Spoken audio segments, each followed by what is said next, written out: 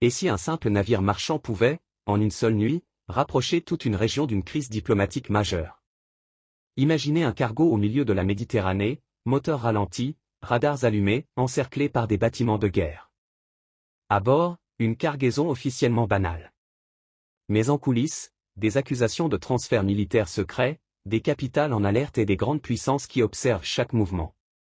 Ce soir, je vais vous révéler comment un trajet maritime apparemment ordinaire est devenu le point de départ d'un bras de fer géopolitique entre l'Algérie, le Maroc et Israël. Et pourquoi cette affaire pourrait bien changer les équilibres de pouvoir dans toute la région. Restez jusqu'à la fin, car les derniers éléments remettent totalement en question ce que l'on croit savoir. Une nuit noire en Méditerranée. Pas de lune. Pas de bruit. Juste le son régulier des vagues contre la coque d'un immense cargo. Puis, soudain, des écho-radars s'allument. Des silhouettes apparaissent sur les écrans. Des navires de guerre. Plusieurs. Ils se rapprochent. Lentement. Méthodiquement. Ce qui ressemble d'abord à un simple contrôle maritime va, en quelques heures, se transformer en crise diplomatique régionale impliquant 3 pays, des alliances militaires internationales, et des grandes puissances qui observent dans l'ombre. Ce soir, je vais vous raconter ce qui s'est réellement passé au large des côtes algériennes, pourquoi un cargo commercial est devenu le centre d'une tempête géopolitique. Et surtout, pourquoi cette affaire pourrait redessiner les équilibres de pouvoir au Maghreb. Restez jusqu'à la fin, car les derniers éléments changent complètement la lecture de cette histoire. Contexte: pourquoi cette zone est sous tension. Depuis plusieurs années, la Méditerranée occidentale n'est plus seulement une route commerciale. C'est devenu un terrain stratégique. D'un côté, l'Algérie, qui considère sa façade maritime comme une ligne rouge absolue. De l'autre, le Maroc, qui renforce rapidement ses partenariats militaires. Et en arrière-plan, Israël, dont la coopération sécuritaire avec Rabat s'est accélérée depuis la normalisation de leurs relations. Résultat, chaque mouvement naval, chaque vol de reconnaissance, chaque cargaison devient potentiellement un message politique. Et c'est dans ce climat tendu qu'entre en scène un navire baptisé MSC Maria. Le navire qui attire l'attention. Officiellement, le MSC Maria est un porte-conteneurs civil, battant pavillon étranger, avec un équipage international.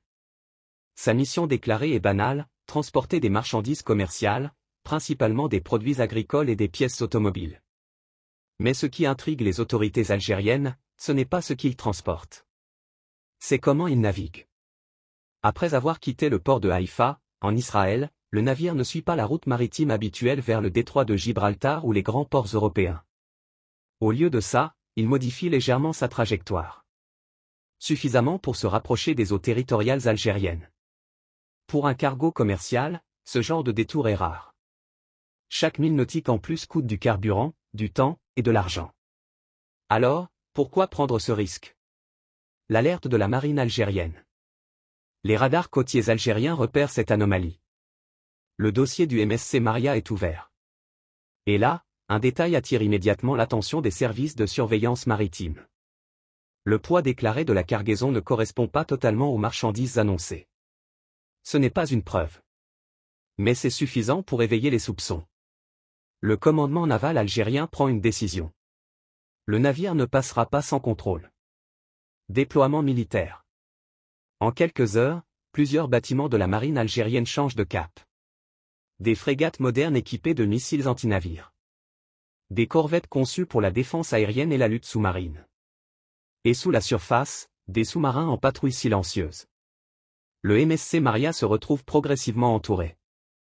Militairement, ce genre de formation n'est pas un hasard.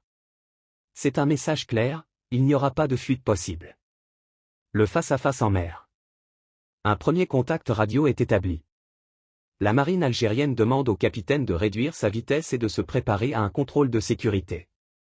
Le capitaine invoque le droit de passage en zone internationale. Il hésite. Il temporise. Mais quand un hélicoptère militaire survole le cargo à basse altitude, projecteurs allumés, le ton change. Le message est limpide, cette situation n'est plus une simple formalité administrative. Le MSC Maria finit par s'immobiliser. Ce qui transforme l'incident en affaire internationale. C'est ici que l'histoire bascule. Selon plusieurs sources régionales et des informations relayées dans des cercles sécuritaires, les autorités algériennes ne se contentent pas d'un contrôle de routine. Elles affirment avoir des éléments indiquant que le navire pourrait être lié à un transfert de matériel sensible.